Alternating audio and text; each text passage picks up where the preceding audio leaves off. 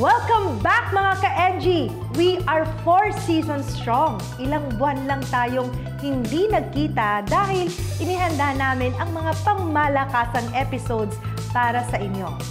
Pero ngayon, andito na tayo at excited na rin po ako dahil may mga magbabalik na mga past season partners. Ready na ba kayo? Dahil andito na po sila. Hello mga ka-NG partners! Una sa lahat, gusto ko po munang mag-thank you dahil kasama namin muli kayo dito sa Season 4. Of course, andito po ang Global Dominion Family.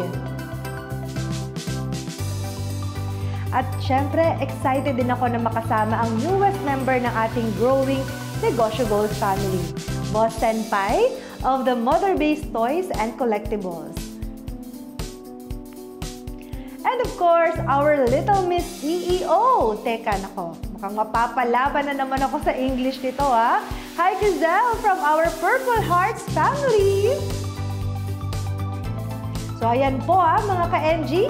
Sisiguraduhin naming siksik ang umaga ninyo tuwing linggo para sa mga usapang negosyo, maliit man o malaki, kasama ang mga eksperto natin this season. See you guys! Kaya tutok na sa unang sabak natin ngayong Season 4. Ako po si Miss A at ito ang Negosyo Goals. 4 na seasons na kayong ginagabayan sa pagtupad ng inyong pangarap.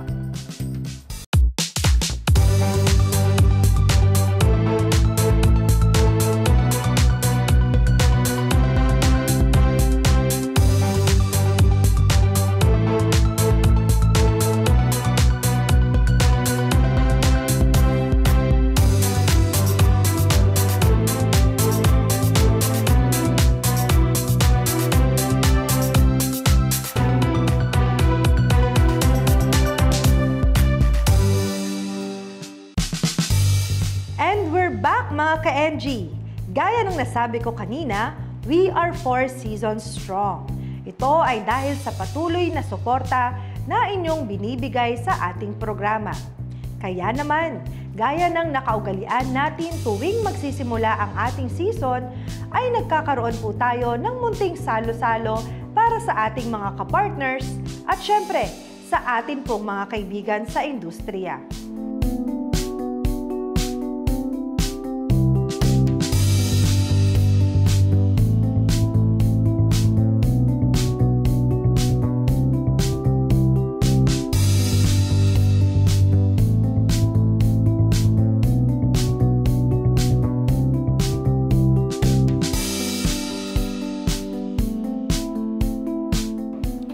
At dahil kasama na natin ang mga kapartner ko for this season, nagkaroon din ng pagkakataon ang mga press people na magtanong at kilalanin pa sila ng husto. Okay, so when I'm a young CEO, I'm very proud to make other kids to be healthy and strong. I just want them to be non-picky eater. Also, by helping other kids makes them strong. And I know other kids with diseases, and they could try Purple Hearts by Medicine and Vitamin C. So at least for Season 4 po magkakaroon, no, we featured businesses na nag-start during the pandemic and then nahirapan sila because there were no other sources of funds for them. Not only that, sir, so aside from to maintain, meron din po yung mga businesses there who are stuck in, should I expand now? Anything about e-commerce, gamay ko na siya somehow. And yun na. I'm looking forward for few segments regarding e-commerce since it's rampant nowadays, even when the pandemic started. Excited kami, and at the same time, we want to showcase our business. What is our business? Our business is a non-invasive skincare clinic. So currently, we do have 11 strong branches. So we want to share din po yung naging experience namin from pandemic. Kasi lahat nun nag-shutdown, yung mga ganong klaseng business like gyms, spa, skincare. So looking forward din po na matuto rin kami kay Miss Ann Magkawas. Of course, andito rin ang ever-beautiful and always supportive CEO ng Maker's Mind Media Productions, Miss Ivy Ataya. Siguro masasabi ko lang habang kaya namin, tuloy-tuloy lang namin itutuloy ang pag-ere ng Negosyo Goals. At syempre, gusto kong pasalamatan lahat ng nakasama namin from Season 1 hanggang Season 4. So, hayaan niyong maging gabay kami sa pagtupad ng inyong mga pangarap. Hindi ko rin pinalampas ang chance na ako mismo ay makapagpasalamat sa ating mga guest na nagbigay ng oras para tayo ay samahan sa araw na iyon. Again, of course, thank you so much for being here with us for the media launch of Negosyo Gold Season 4. Diba? Sino ba naman na, like kami noong umpisa, hindi namin nakalain na aabot po tayo ng Season 4. And palaki ng palaki ang family at nagtitiwala sa Negosyo Gold.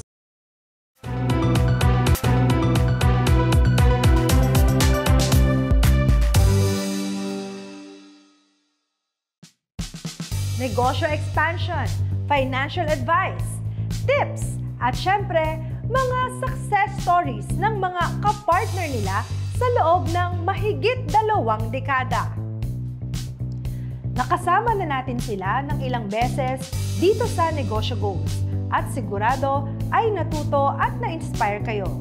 Pero ngayon, weekly na natin silang aabangan, ang mga experts mula sa Global Dominion.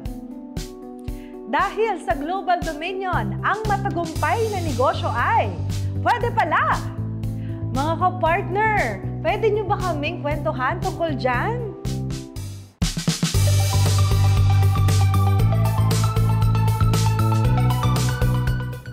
Salamat, Miss A. Ang tama, no? Dahil ngayon ay weekly nyo na po kaming makakasama sa Season 4 ng Negosyo Goals.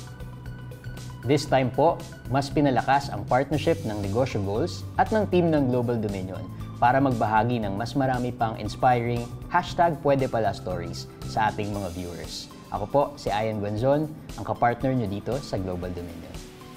At dahil Global Dominion ang isa sa mga leading providers of financial solutions dito sa Pilipinas, sinisiguro namin na ang mga plano ng aming mga kapartners mapanagsisimula yan or business expansion ay #pwedepala. Huge mabayad po ang isa sa inyong mga kapartner sa pagtupad ng Negosyo Goals. Dahil sa aming 3 easy steps ay pwede ka na agad maging kapartner ng Global Dominion. Fast approval at nakakasigurong safe ang application mo. Ang mga ideas, business model at plano ay magiging reality na. Dahil dito sa Global Dominion, #pwedepala. Ako naman po si Rod Matinong, isa sa mga inyong kapartner para sa mabilis na pag-asenso. Nandito rin kami upang masigurado nyo na ang inyong mga negosyo ay #pwedepala. At kapartner nyo dito sa #pwedepala ng Global Dominion, Jenna Samson po. Ang success ng negosyo nyo ay sisiguraduhin namin na pwede pala. Thank you, Jenna. Mga ka-NG, 2003 nang ma-establish ang Global Dominion Financing Inc. para mag-offer ng iba't ibang loan and financing services sa mga Pilipino. Kasama na dyan ang Sangla ORCR, car financing, truck financing, real estate financing, at doctor's loan. Curious naman ako sa kwentong #pwedepala ng mga customers natin o yung mga borrowers mismo ni Global Dominion. Baka meron kayong mga hindi makakalimutang pwede pala kwento nila. Kasi ako, alam ko yung story ng isa nating customer, no, na nagsimula sa isang truck, no, yung kanyang negosyo, tapos nag-loan siya sa atin. In fact, nag-renew siya around 17 times. Renew 17 times. Pero yung truck niya, mula sa isang piraso, naging 24 trucks. Ganun na karami. And now, he has 50 employees. So, I'm very proud ako na mag-share yung story niya palagi sa tuwing may makakausap ako about Global Dominion. And I think yung story niya is one of those highlights pagdating sa #pwedepala. Meron din akong isang client na ganyan, no? Dala-dala niya ORCR lang. Tapos hindi niya alam na pwede pala ORCR lang, pwede mong gamitin in exchange of additional fund, no? Yung cash needs niya para dun sa negosyo niya. Na during the pandemic, hindi daw niya alam kung ano yung gagawin niya, saan siya tatakbo. So, Hanggang sa nakita niya si Global Dominion and nalaman niya na pwede pala na gamitin niya yung Sangla ORCR natin na produkto. Meron tayong loan consultants na nagsimula, na iisa lang siya na nagpapasok ng account sa Global Dominion. Ngayon, buong pamilya na sila na nagpapasok ng accounts with Global Dominion. Negosyo talaga, no? Oo, nagkaroon sila bigla ng family business. May family business na, may bonding pa sila. May bonding pa yung buong pamilya. At mas marami pa silang Pilipinong natutulungan ngayon kasi isang buong pamilya na sila. Merong mga small-time dealers tayong mga kapartner na noon parang backyard dealer lang sila, isang unit, dalawa. And then dahil sa opportunity sa GDFI, sa Global Dominion, ngayon isang showroom na, meron na siyang showroom, multiple units na, 15 to 20 units per month yung nabebenta niya. So yun yung mga opportunities na pwede pala sa Global Dominion. Pwede pala. At mga ka-NGN, mga ka-partner, hindi lang po yan sa nakaraan. Hanggang ngayon, yung mga ganyang klaseng stories na nagsimula sa maliit at lumago yung kanilang mga negosyo, marami pa rin pong ganyan na natutunghayan namin dito sa Global Dominion. Abangan niyo po ang iba pang mga kwento ng hashtag pwede pala mula sa Global Dominion Financing, mula sa amin, nila Rod, Jenna, Huge, and ako po, si Ayan, para ma-inspire po kayo lalo, no? Whether magsimula ng inyong negosyo or mag-expand ng inyong negosyo. Again, dito lang po yan sa hashtag pwede pala ng Global Dominion.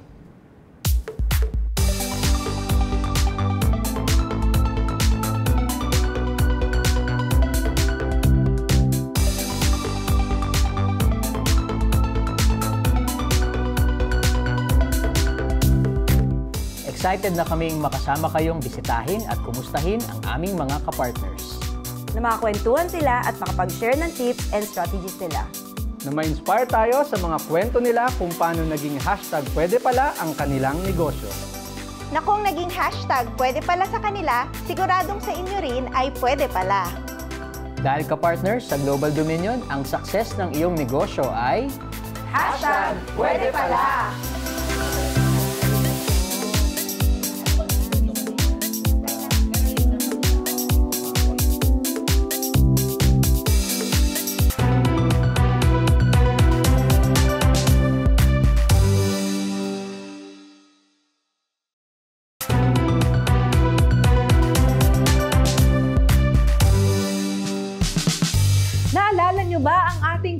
Cute na Little Miss CEO guest nung nakaraang season. She's none other than Crizel Jorge of Purple Hearts. Mula sa ating pagbisita sa kanilang farm, pati na sa pakikipag-bonding natin sa kanilang magkakapatid, hanggang sa maka one-on-one interview ko na ang ating Little Miss CEO. Talaga naman, kinagiliwan din ng ating mga ka-NG itong si Crizel.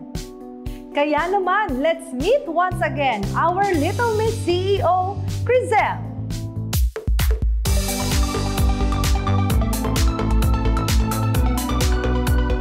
Thank you so much, Miss A. Welcome to my segment here at Negosyo Goals, Purple Hearts with Crizel. I'm so excited because we officially launched Purple Hearts on my birthday. Check this out.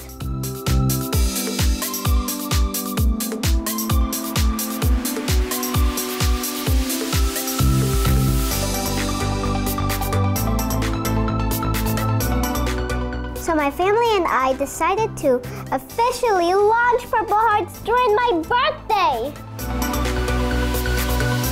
It was fun because everybody was there to support us and Purple Hearts. I especially like that friends from media are there to witness our official product launch. Hello everybody, it is a great pleasure and honor to welcome you all here tonight at the Purple Hearts grand launch. Once again, I am Diane Medina. I'm so excited knowing that I'm surrounded with people with so much passion when it comes to health and wellness. And tonight, we will be talking more about the importance of health and wellness. And not only that, we will discuss more about Purple Hearts. Tonight, as we launch, of course, Purple Hearts, it is actually flagship brand of Love Crizel and Siblings Company. They have two products, the Fruity Boost and the Veggie Boost. Their goal actually is to provide a Filipino family or household good quality and super affordable food supplement.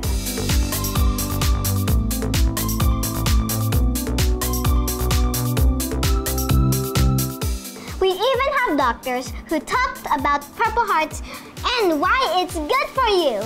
Here in the Philippines, according to the last statistics in 2022, around 13% of the babies born in the Philippines are low birth weight. So, ang medyo sad lang doon is these conditions are very much preventable and modifiable sila. Kung kaya natin silang i-prevent through proper diet and nutrition and micronutrient supplementation.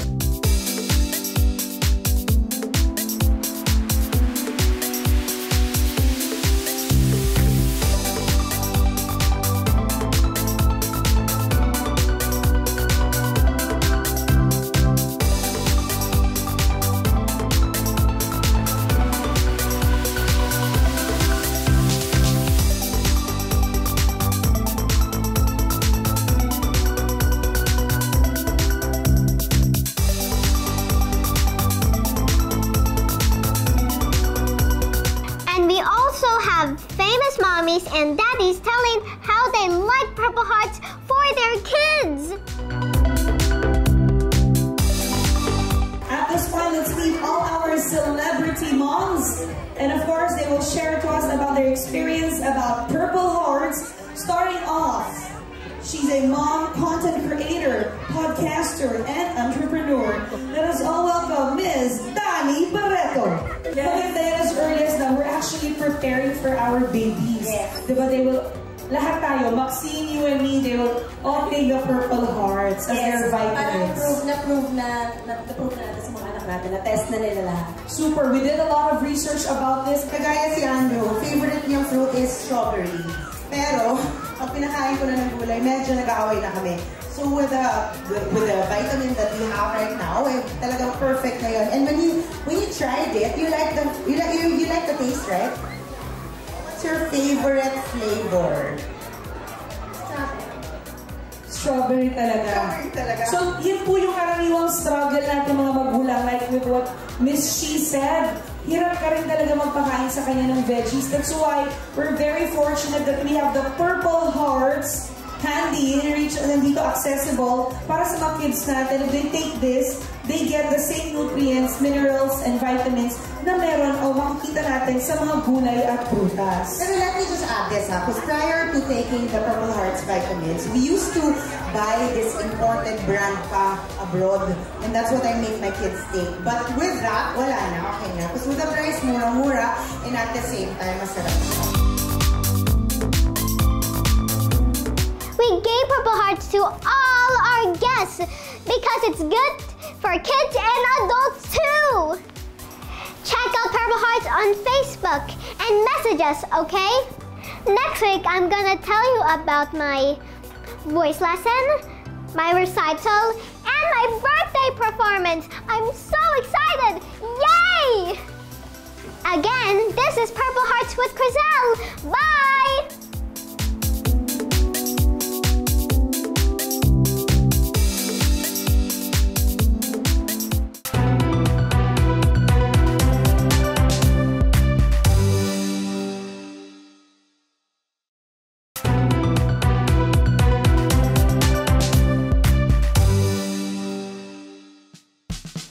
Welcome back mga ka-NG! Alam niyo ba ang ibig sabihin kapag sinabing toys for the big boys? Usually, yung mga pumapasok sa isip natin, mga luxury cars, diba? Pero, meron din naman na ang mga collectible ay laruan. Kilalanin natin ang toy collector turned toy collectible business owner na si Jose Paulo Lagasca Gloria o mas kilala sa tawag na Boss Senpai. Hi, Boss Senpai!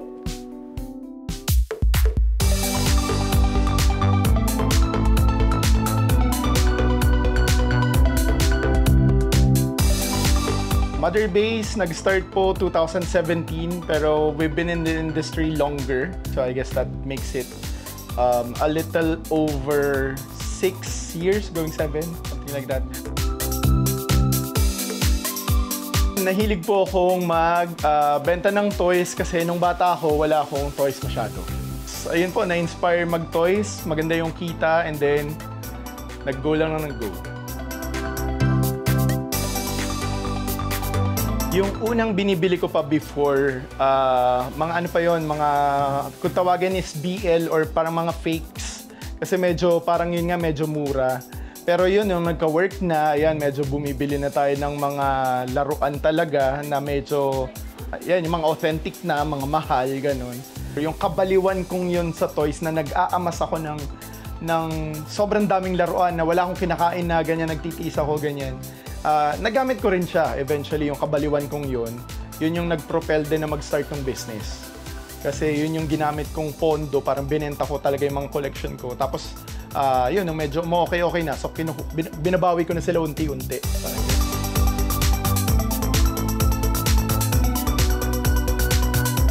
Kasi yung parents ko din, especially my dad, medyo business-oriented talaga yung dad ko. So, talagang growing up, business. Parang yun yung na-instill talaga sa amin. So, sabi ko, kailangan ng pagkakitaan talaga to, ganun.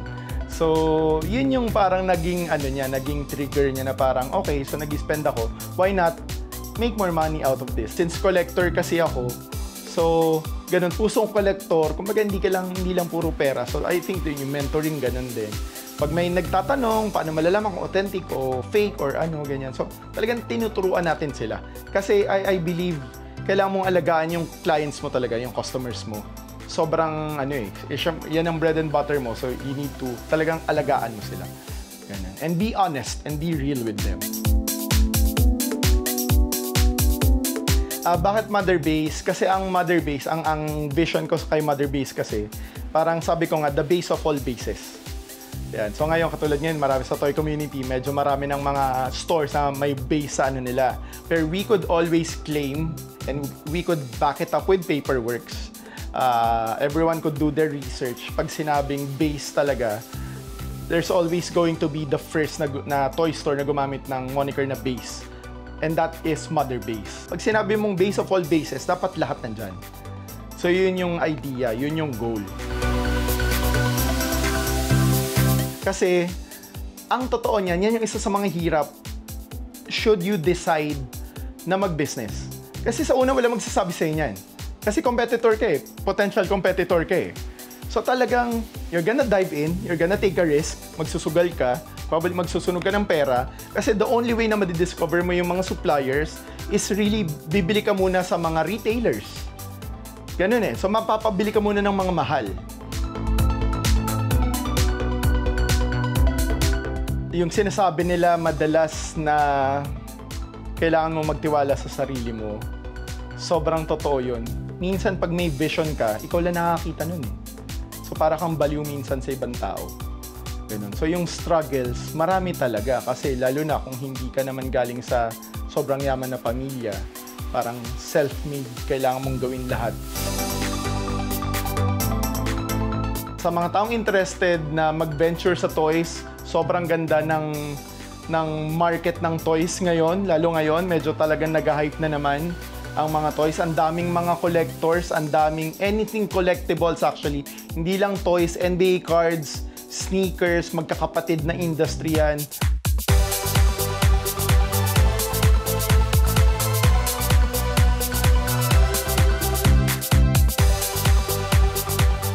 Mga kanegosyo, ayan po. Mother Base Toys and Collectibles, kami po ay may close na sa 1 decade ng experience sa toy industry.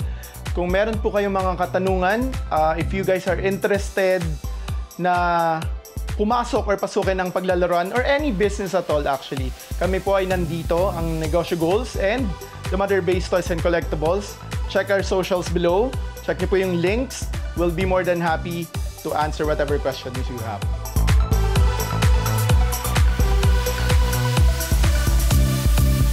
At syempre, maraming salamat mga ka-NG sa pagsama sa amin ngayong umaga sa pagsimula ng Season 4. Kasama ng lumalaking pamilya ng Negosyo Goals, sisiguraduhin namin na mapupuno ang bawat linggo ninyo ng mga bagong impormasyon at ideya para sa lahat.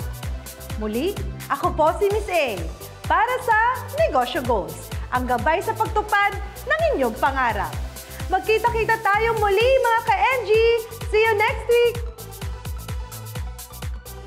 Negosyo Goals would like to thank Global Dominion Financing Incorporated.